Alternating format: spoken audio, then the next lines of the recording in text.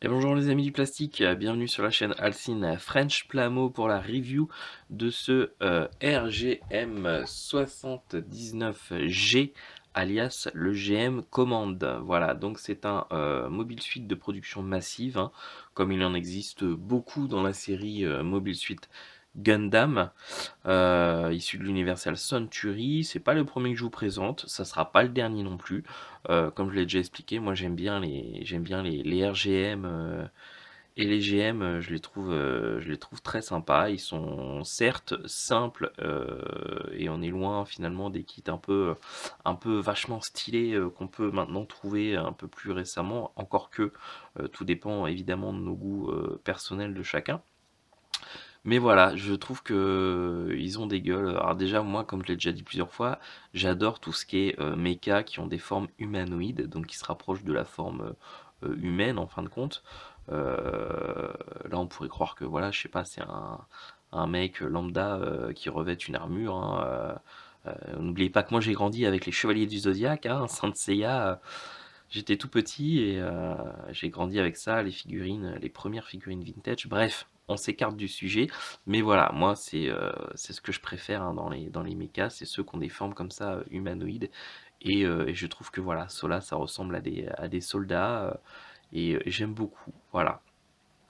Donc ce RGM 79G, comme vous le voyez, hein, donc comme je l'ai dit, il est simple. Au niveau des articulations, évidemment, c'est un kit qui date de 2000, attendez, 2004 au Japon. Donc on est dans les débuts du grade high grade, donc avec le début des articulations de l'époque, hein. Je crois que c'est les premières ou peut-être tout juste deuxième génération au niveau des articulations, des polycaps et tout ça.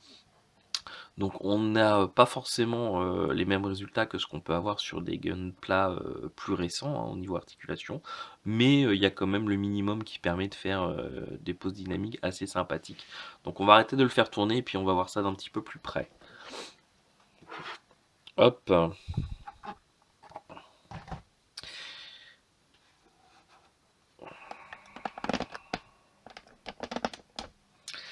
Voilà, donc ce GM, comme vous voyez, il est fourni avec un fusil, un beam rifle et puis un bouclier. Dans son dos, au niveau du backpack, il a ses deux beam sabers. Et puis est fourni avec ce kit une troisième main ouverte, donc on peut mettre à la place de celle qui est fermée et qui tient le bouclier. Et puis on va avoir en un seul bloc une main comme ils faisaient à l'époque, hein.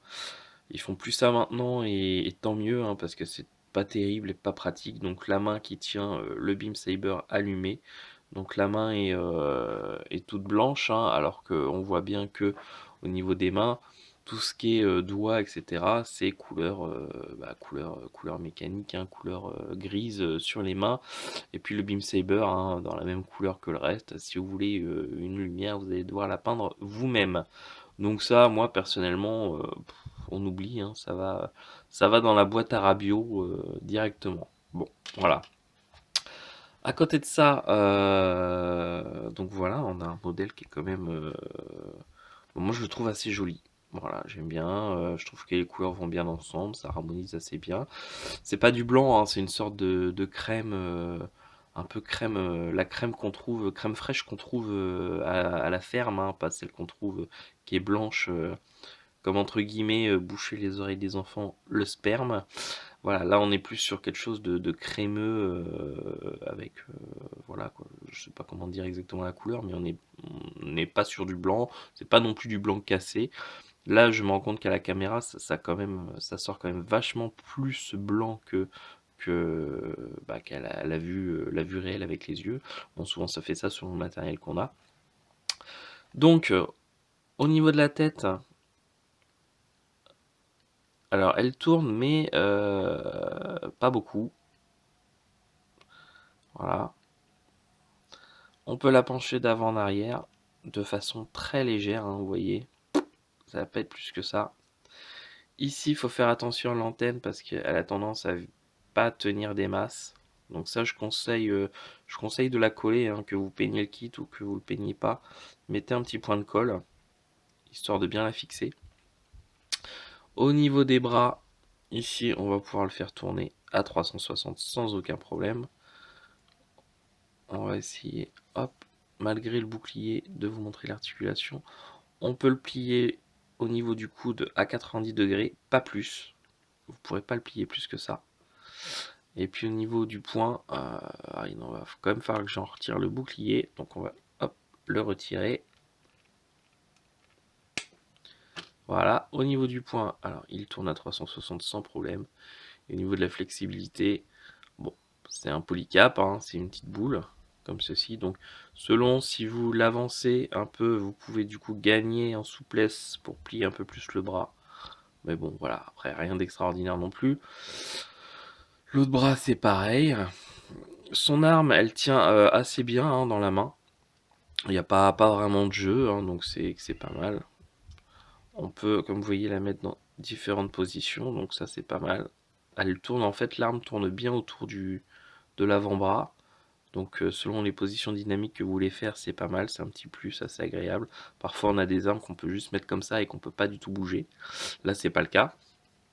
Au niveau du torse, eh ben, il est fixé sur un axe, donc vous pouvez ni l'avancer en arrière ni en avant, hein. Vous pouvez par contre le faire tourner comme ceci, mais pas plus. Vous allez être limité par les backpacks derrière. Les beam sabers sont ici, mais vous pouvez très bien les retirer, hein. La jupe à vent, donc elle est en un seul bloc. Voilà. Vous pouvez, alors, si vous voulez qu'il n'y ait qu'un seul côté qui bouge, vous pouvez, hein. Il suffit de prendre la jupe et puis de couper la jonction qu'il y a qui permet de tenir la pièce. Donc c'est une petite tige, vous pouvez la couper en deux. Sauf que sur certains kits, vous avez deux petites boules de chaque côté qui permet de qu'une fois coupée, en fait, la jupe parte pas. Là, c'est vraiment qu'une tige, il n'y a rien qui tient, ce qui fait que si vous la coupez, cette partie-là va partir dans un sens et celle-là dans un autre, il n'y a rien qui la tiendra. Donc dans ce cas-là, moi ce que je vous conseille, en fait, c'est qu'une fois que vous avez coupé votre tige de fixation, hein, du coup, vous allez vous retrouver avec ces deux éléments séparés. Et vous prenez un petit briquet et vous brûlez un petit peu le plastique de chaque extrémité, ce qui fait que ça va faire comment dire, un petit pâté, un petit truc, une petite épaisseur, qui fait que une fois que vous remettez ça, votre tige va être bloquée. Elle ne pourra pas sortir parce que vous aurez en brûlant la tige, vous aurez fait un bout, comment vous expliquer ça? Je pense que vous voyez ce que je veux dire, hein, vous avez déjà brûlé du plastique, hein, ça fait, ça fond et puis ça fait comme une petite crêpe ou un truc et du coup, en fait, ça va créer une épaisseur qui va vous bloquer la tige. Donc dans ce cas-là, vous aurez, vos 2 parties indépendantes et ça évitera que, bah, ça parte et que ça tienne plus du tout, dans la partie centrale. Voilà. Je ne sais pas si j'ai été très clair dans mes explications. J'essaierai peut-être éventuellement, à l'occasion de vous faire un tuto là-dessus pour vous montrer comment faire. Et puis voilà. Donc cette partie-là, pour l'instant en tout cas, de base, c'est un seul bloc. Au niveau de la jambe, vous pouvez la lever comme ceci. Alors vous avez aussi sur les côtés hein, qui se relèvent. Bon, par contre, le problème c'est que voilà, c'est que si vous levez votre jambe comme ceci, votre jupe va se lever, il n'y a pas de problème, ça va pas gêner. Mais par contre ici, ça se lève aussi. Et du coup ici, c'est assez moche. C'est pour ça qu'on conseille toujours de couper la jupe, la tige de la jupe en deux, pour que du coup cette partie-là reste en bas. Je vous montrerai quand une fois que le modèle sera peint et verni, etc. Donc la jambe, on peut la remonter, écoutez, pas mal quand même. Là, on va pas pouvoir plier plus que ça, donc c'est du 90 degrés comme le bras.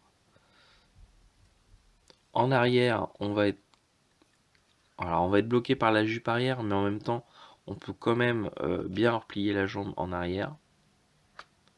Généralement, il n'y a pas vraiment besoin de plus, hein. Je vois pas trop quelle position dynamique vous allez faire avec une jambe comme ça. Bon, après, voilà. Et puis, enfin, au niveau des pieds, vous avez donc une flexibilité d'avant en arrière. Et sur le côté, vous allez pouvoir quand même avoir une certaine flexibilité de gauche à droite. Assez légère, mais qui existe quand même. Voilà. Et bah écoutez, on a fait le tour au niveau des articulations. Donc voilà, hein, moi je vais du coup m'attaquer à la peinture de skit et puis on se retrouve juste après.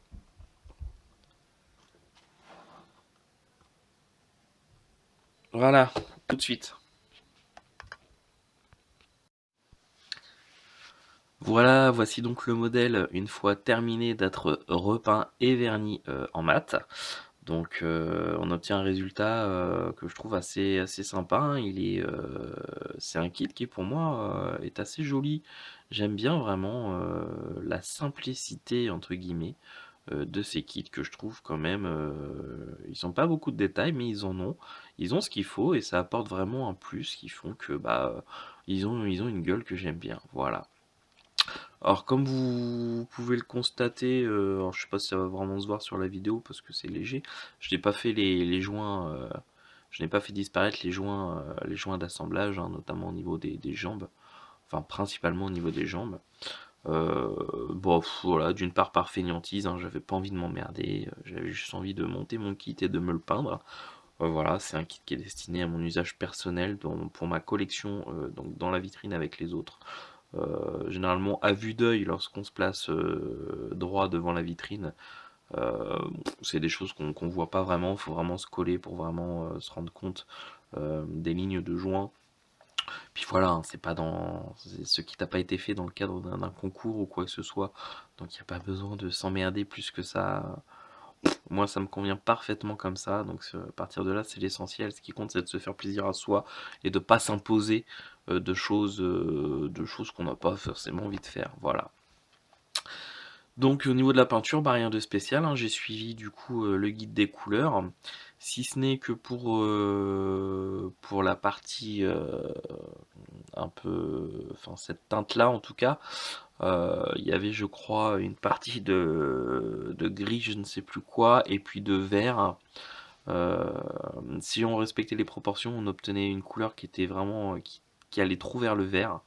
Donc je modifiais les proportions pour avoir quelque chose qui se rapprochait plus euh, de la teinte hein, du guide.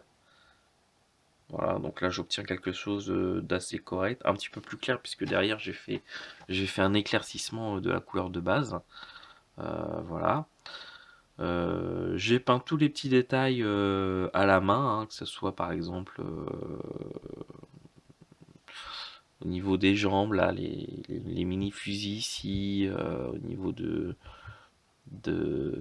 sur les petits coins, au niveau de la tête, le casque, pareil, les mini-fusils mitraillettes, là, tout ça c'était peint à la main, le logo en jaune a été peint à la main, enfin voilà, tous les petits détails, je les ai fait à la main avec de la peinture Citadel ou de la peinture Army Painter, voilà. Et puis à la fin, un petit vernis mat de chez Valero, hein, qui est très bonne qualité. C'est en ce moment, de toute façon, tout ce qui est vernis mat, je passe par Valero parce que voilà, je trouve que le rendu est bien. Il ne blanchit pas lorsque on a tendance à avoir la main lourde. Certains vernis mat, comme par exemple le TS80 de Tamiya, lorsqu'on passe à l'aéro, ou à la bombe hein, d'ailleurs, si on charge trop, il a tendance à déposer une pellicule blanche sur les maquettes, qui est pas terrible. Là, le vernis acrylique Valero, je crois d'ailleurs que le vernis mat de Micriminez, c'est pareil, il blanchit pas trop de mémoire. Je l'ai pas utilisé beaucoup parce que j'ai vraiment adopté en tout cas en vernis mat, celui de Valero. Voilà, on peut avoir la main lourde, il va pas blanchir les kits, donc c'est très bien. Et il donne vraiment un aspect mat que j'aime beaucoup. Voilà. Je vais essayer de vous montrer le kit d'un petit peu plus près. Hop, voilà. Donc, on va faire un petit focus. Voilà. Donc, il n'y a que la visière en fait sur lequel j'ai appliqué un vernis brillant pour avoir une différence de teinte, hein. Les visières en mat, c'est pas terrible, hein. Ça aurait donné un côté un peu opaque. Voilà, tout le reste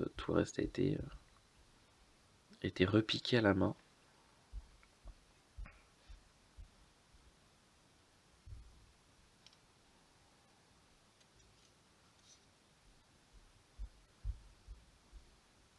Donc, bah, la technique de peinture, elle est très simple, hein, c'est celle que j'ai déjà expliquée dans les tutos, hein. Je pars d'une sous-couche. Alors généralement Toutes les pièces, par exemple, qui vont être en gunmetal, je vais les sous-coucher en noir. Là, toutes les parties comme ça, un peu crémeuses, je pars sur du gris. Et puis pour les pièces, tout ce qui est blanc, crème, etc., je vais venir tout simplement éclaircir ma sous-couche grise, ce qui va me donner un ombrage. Et puis pour tout ce qui est par exemple les pièces comme ça par exemple je vais avoir sous-couché en gris, je vais avoir fait un ombrage. Là je crois que j'ai utilisé du noir mat pour faire un ombrage. Par-dessus je vais venir appliquer du coup ma couleur sans trop charger pour pouvoir laisser apparaître l'ombrage. Et puis ensuite je vais venir rajouter par exemple du blanc dans ma couleur de base et venir éclaircir le centre afin d'apporter vraiment une variation de teinte entre la lumière et les ombres. Voilà. Alors quand vous vernissez en brillant, c'est quelque chose qui ressort beaucoup, mais c'est vrai que ça a tendance à s'atténuer, cet effet s'atténue avec le vernis mat, mais il reste quand même, on voit quand même bah, un ombrage sur les bords et un éclairage sur le centre. Voilà, c'est la technique que moi personnellement je préfère en peinture, que j'aime beaucoup. Voilà. C'est très rare que je fasse un kit vraiment en brillant, genre sortie d'usine, nickel, le machin qui brille. Ça, c'est plutôt quelque chose que vous avez pu voir sur les kits que j'ai réalisés, notamment avec le Goldorak et puis le Mazin Kaiser de la gamme Infinity SM. Mais avec tout ce qui est Gundam, en fait, j'ai une préférence pour côté mat. Voilà, je trouve que ça fait moins joué. Voilà. Bah écoutez, on en a terminé pour cette review, hein, voilà, c'est un kit simple, pas cher, comme je les aime, mais qui ont quand même du détail, qui sont jolis et puis voilà, il va se rajouter, à la collection avec les autres. Les GM, non c'est un RGM, je commence à en avoir je crois, c'est le 5e il me semble que j'ai. Je crois que j'en ai encore, 1 voire 2 en stock. Mais bon, je suis loin de les avoir tous, hein. Il y en a vraiment beaucoup, beaucoup, beaucoup de types différents. Voilà, je crois que le prochain que je ferai dans les RGM ou les GM, ça sera le Space Command, je crois. Il est rouge, rouge et blanc ou rouge et crème, un peu comme ça. Voilà, mais bon, je vais attendre quand même un petit peu pour pas trop vous saouler avec les RGM. Voilà. Bah écoutez, je vous dis à très bientôt. J'espère que cette vidéo vous aura plu. Et puis voilà, hein. Je vous remercie en tout cas de l'avoir visionné. Ça me fait toujours très plaisir de voir bah, quand une vidéo est visionnée. Euh, voilà. Donc je vous en remercie beaucoup. Bonne journée à vous. Ciao tout le monde.